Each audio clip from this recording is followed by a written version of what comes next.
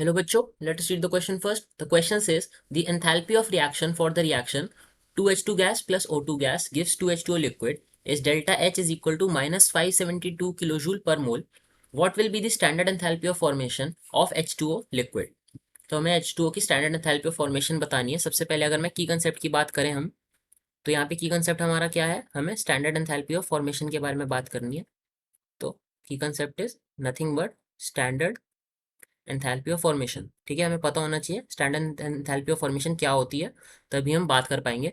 तो standard enthalpy of formation होता क्या है कि it is the enthalpy of formation of 1 mole of a compound from its elements in their natural states, जिनमें उनकी enthalpy of formation zero होती है।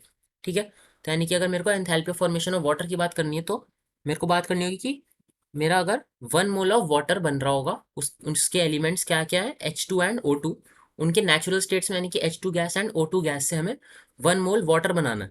तो वो जो रिएक्शन होगी एंड उसकी जो एंथैल्पी होगी वो हमारे पास स्टैंडर्ड एंथैल्पी ऑफ फॉर्मेशन होगी।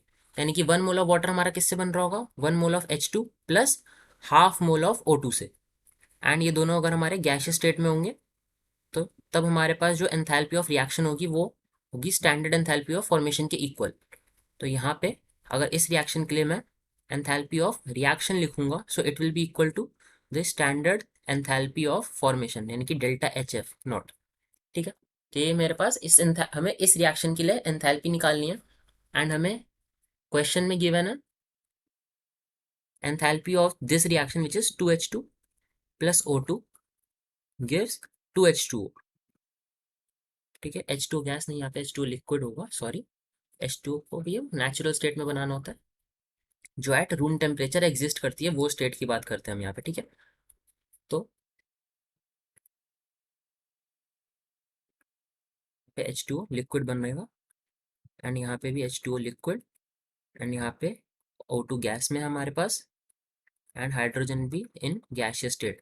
तो अगर हम देखें इन दोनों रिएक्शंस में, तो यहाँ ये जो हमारा सेकंड रिएक्शन है, ये हमारे पास फर्स्ट रिएक्शन है जिससे हमें स्टैंडर्ड एंथैल्पी ऑफ फॉर्मेशन मिली है, इनके सेकंड है।